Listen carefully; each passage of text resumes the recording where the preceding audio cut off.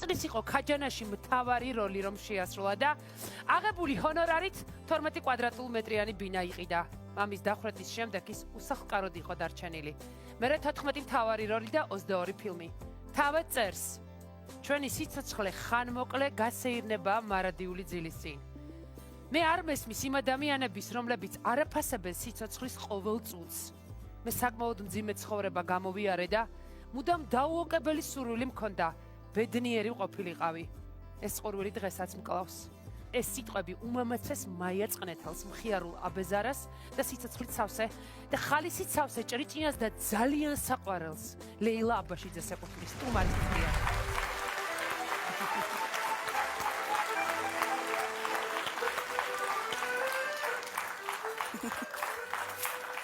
რადგან თქვენ ჩემს გადაცემაში მოყვედით, ჩემი სურვილიც ასრულდა, როგორ ხართ? არა მიშას, მადლობ. მე მართლა გაბრაზებული მიყურებ თუ არა, მე თქვენზე გაბრაზდების უფლება ვინ მომცა, კალბატონო ლეილა. მე ჩემთვის ესეთი უფლება ჯერ არავის მოუწია. მე გაძლევ მაგის უფლებას, ამიტომ მოვედი პატარა საჩუქში. ძალიან უღრმესი მადლობა. ხატი, რომელიც მუდამ თანდამაკ ჯვარია. ძალიან დიდი მადლობა თქვენ. ისედაც წარმატებულ გადაცემებს უფრო მეტ წარმატებას. თქვენ უღრმესი მადლობა. ძალიან მიყვარს შენი გადაცემები ნანუკა. ძალიან დიდი მადლობა. ძალიან დიდი მადლობა. თქვენ არა დავოცილია. მადლობა. უღრმესი მადლობა თქვენ. ძალიან დიდი მადლობა მოგზაურობისთვის. გაგიმასპინძლდებით რა. აკაური ეს ნახეთ ფრანგული კუთხეა. ჩვენ ახლა ფრანგულ კაფე გურმე გვასპინძლობს. და ამიტომ მინდა გაგიმასპინძლდეთ ყავით, ჩაით. ყავა. და ნამცხვარი არის ისეთი. არა, ნამცხვარს ვერ იდები. არ მითხრათ რომ დიეტაზე ხართ? არა, აღარ ვიყავი. მადლობ, ყავა. უშაქრო. მადლობთ. დიდი მადლობა. ჯერ მითხრათ როგორ ხართ? ეხლა უკეთ. ჩემი მოუსვლელობის მიზეზი მინდა რომ მაყურებელმაც იცოდეს, მხოლოდ ის იყო რომ ფეხი მატუხებდა და იმდენად ამაყივარ, რომ სანამ არ ჩავდგებოდი ისეთ ფორმაში, როგორც თქვენ გეკადრება და მე მეკადრება. დამპირდით საჯარო ძალიან გთხოვთ რომ თქვენ მოხვალთ პირადად ჩემს გადაცემაში, იმიტომ რომ გადაცემა გავაკეთო ლეილა აბაშიძეზე. აუცილებლად ვფიცავ მაღლა ღმერთს და დაბლადეთ.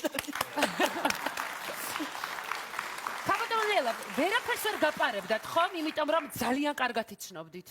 გურამი? ხო. საერთოდ ვერავინ ვერაფერს ვერ მაპარებს. ბატონი კახიც? ვერც კახი. მაგრამ მარა დარწმუნებული ვარ რომ ის საერთოდ ვერ მოახერხებდა ამას, იმიტომ რომ დარწმუნებული ვარ ზეპირად გეცოდინებოდათ ყველა მისი 67 წელი ცნობდით რა დროს იტყობოდა, რა დროს რაღაცა უნდა დაემალა, რა დროს უყვარდა, რა დროს იპრანჭებოდა.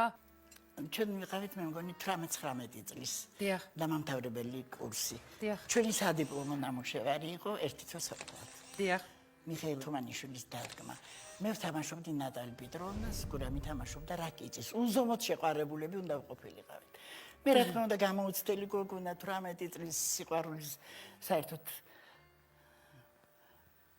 არ გამივლია გულში, მაგრამ ერთ-ერთ რეპეტიციაზე აღმოვაჩინე რომ ისეთი პარტნიორი იყო გურამი, ისეთი ურთიერთობა ჰქონდა, ისეთი თბილი ადამიანი იყო და ისეთი როლი ჰქონდა, უზომოდ შეყვარებული იყო რაკიჭი ნატალი პეტროვნაში, რომ დადგა მომენტი, როდესაც ხელის მოკარებაც კი ჟოჟოლას იწვევდა ჩემში. ფიქრობდი რა მემართება, რა ხდება? კიდაც საიდუმლო გითხრათ?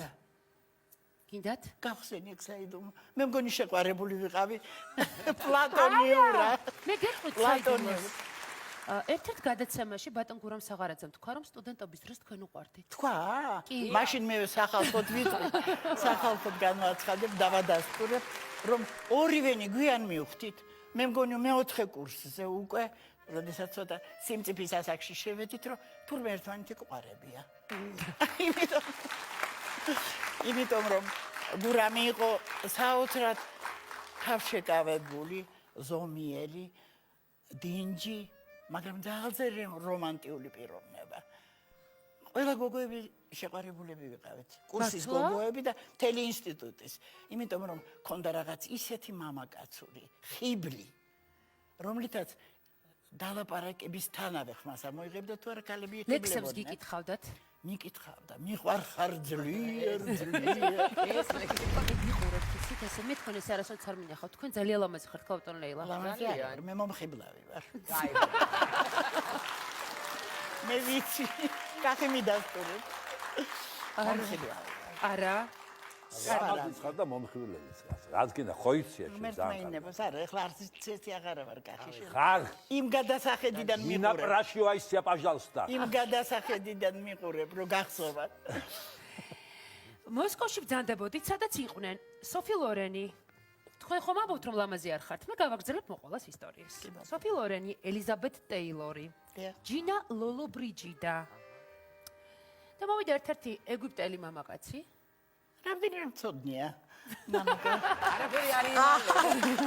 არა, რომელმაც გვერდი ჩაუარა სოფი ლორენს, ელიზაბეთ ტეილორს. ამ ქალბატონებს გვერდი ჩაუარა, მოვიდა თქვენთან და გთხოვათ ხელი.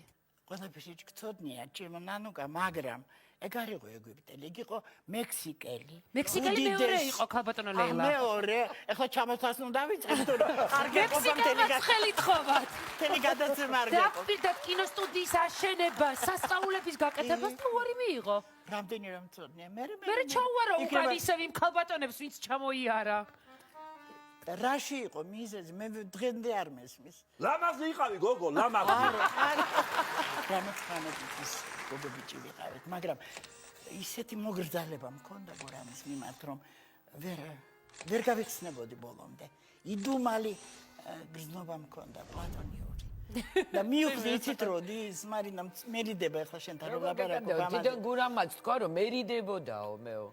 მე თქვაო რომ შეყვარებული ვიყავ ეს ხდებოდა ინსტიტუტში რამდენი წლის წინ. ეგეთი თაობა ვიყავით დიდხა და არაჩვეულებრივი თაობა 4 წლის შემდეგ რომ ამთავრებდი აღმოვაჩინეთ რომ თურმე ორივეს ერთმანეთი მოგწონდა მხოლოდ სიყვარულზე ლაპარაკი. არ იცი ბატონო რა ხდება.